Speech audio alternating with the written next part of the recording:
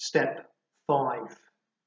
Think about the logic of the passage. A summary of this step. There are a number of things we need to look out for to understand the logic of the passage. We need to look out for key joining words like by or like or not or but or for, etc. We need to look out for any changes of scene or time. We need to look out for any changes of speaker or audience. We need to look out for any changes of theme. Introduction. Back in step 2, remember we read the passage carefully. We thought about its tone. We wrote down some initial impressions from what we'd read. We researched the meaning of words we didn't understand. We also wrote down and researched some of the key words and ideas, particularly if they were repeated in the passage a number of times, and words that we thought might be theologically significant. That was step 2. And then back in step 3, we identified the genre of the passage, the literary form of the passage. And then back in step 4, we researched the historical context of our passage. And remember, we identified specific people, whether individuals or groups. We identified places and cultural practices and historical events that were mentioned in our passage or maybe provided the background to our passage. But in this step, step 5, we need to think a bit more about how these words and ideas fit into the logic of the passage. And we can do that by looking at key joining words and then observing the changes that occur within a passage that reveal its structure. So first of all then, key joining words. There are a number of key joining words that we use in English to indicate the relationship between different sentences or different clauses, that's different parts of a sentence. So identifying which joining words are used in a passage is actually very helpful for us so that we can work out how each sentence or clause relates to the sentences and clauses around it. Table 1 in your notes is a list of these kind of words, these common joining words and the functions that they serve in a sentence. So just look at that table, table 1, and notice a number of things. Notice that by is used to introduce a clause. Just as, like, as, in the same way, as, so, those words are used to introduce a comparison. Not and but we see in the table are used to introduce a contrast. For, because, since are used to introduce the reason for another statement. Therefore and so are used to introduce a statement where the reason for that statement has already been given. So that and in order that are used to introduce the purpose or the goal of an action. If is used to introduce a conditional statement. That's something that might happen under certain circumstances. When or while or whenever are used to introduce a temporal statement, a time-related statement. And the word and is used to join related but independent statements. Now I want you to carefully read Table 1 for yourselves. Make sure that you understand the function of each of these joining words. And look at the biblical examples provided that show how these words work in sentences. Please pause the video at this point.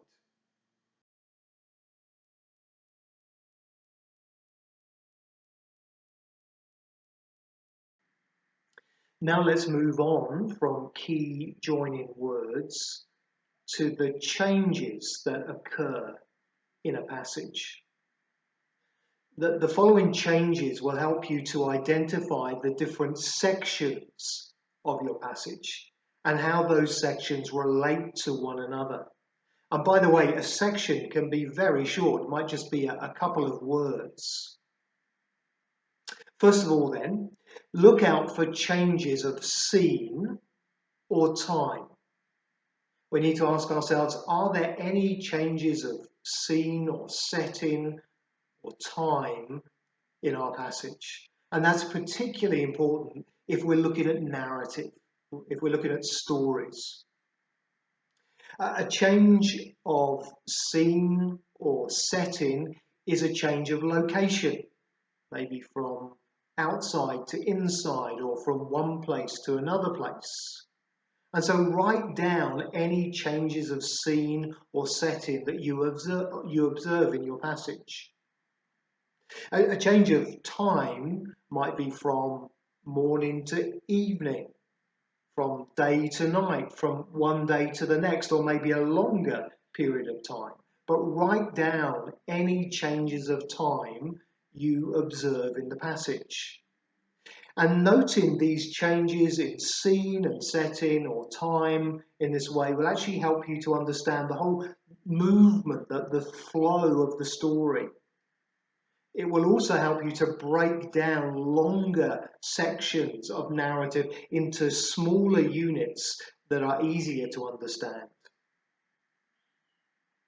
Well, next, look out for a change of speaker in your passage. We need to ask ourselves, are there any changes of speaker in the passage? So whenever a passage contains dialogue, some sort of conversation, then you need to take note of who's speaking and when the speaker changes. Next, look out for a change of audience. We need to ask ourselves, are there changes in who is being addressed in the passage? So in passages where there is direct speech, there can sometimes be a change in audience. That is, a change in who's being spoken to.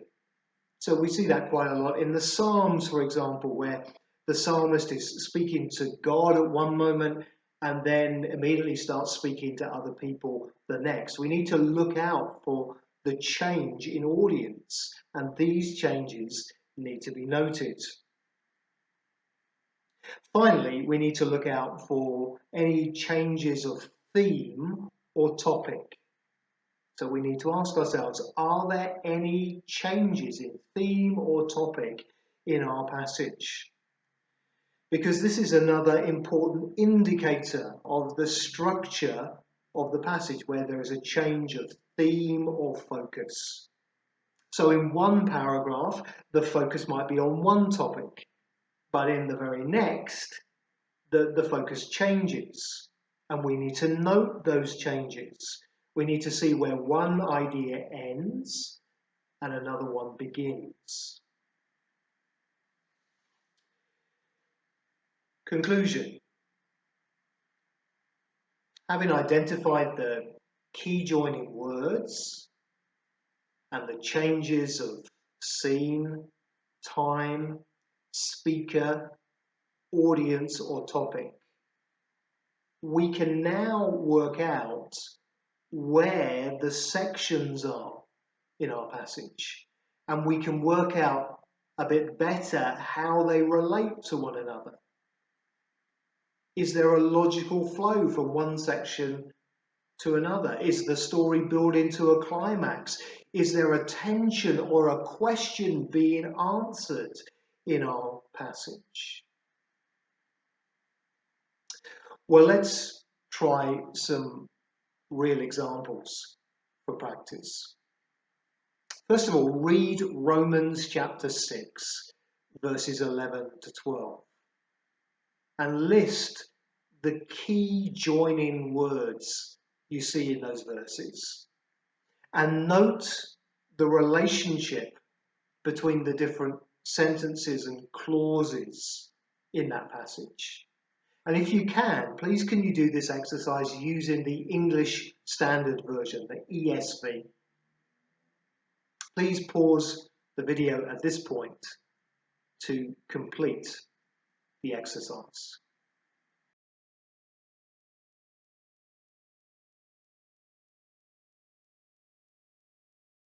Read Romans 6, verses 11 to 12, list the key joining words, and note the relationship between the different sentences and clauses in the passage. Well, in verse 11, using the ESV, the key joining words are so, also, and. And the logic of verse 11 goes something like this. On the basis of Christ's death and resurrection that you read about in verse 10, you also, as Christians, must count yourselves dead to sin and alive to God in Christ Jesus. In verse 12, the key joining words are therefore and to. The logic of verse 12 goes something like this. As a result of your understanding of verse 11, you must not let sin reign in your body so that you obey its evil desires. Well, let's look at another example. Read Mark chapter 2, verses 13 to 17. Identify the points in this passage where there are changes of scene or time. Please pause the video at this point to complete the exercise.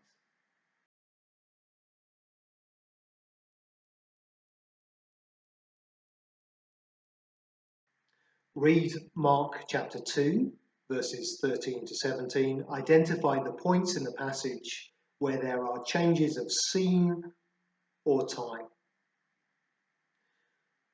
In verse 13, once again marks a change of time.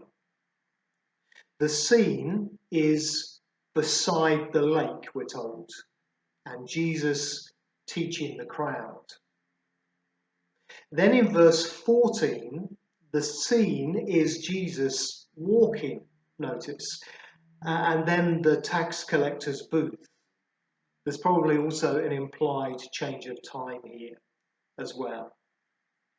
And then in verses 15 to 17, the scene is dinner at Levi's house, again with an implied change of time. Well, the final exercise. Read the passage in your notes from Habakkuk chapter 1, verses 2 to 14, and try to identify who is speaking in each verse and when the speaker changes. Please pause the video at this point to complete the exercise.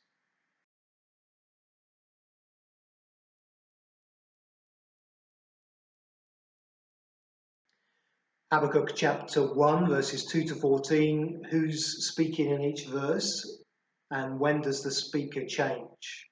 Well, as we carefully read the passage, we see that Habakkuk is speaking in verses 2 to 4. God is then speaking in verses 5 to 11. And then Habakkuk again is speaking in verses 12 to 14. Well, finally, let's make sure we've asked all the important questions for step 5. Questions to ask ourselves as preachers. Have I noted the key joining words of the passage? Have I noted any changes of scene or time? Have I noted any changes of speaker or audience? Have I noted any changes of theme?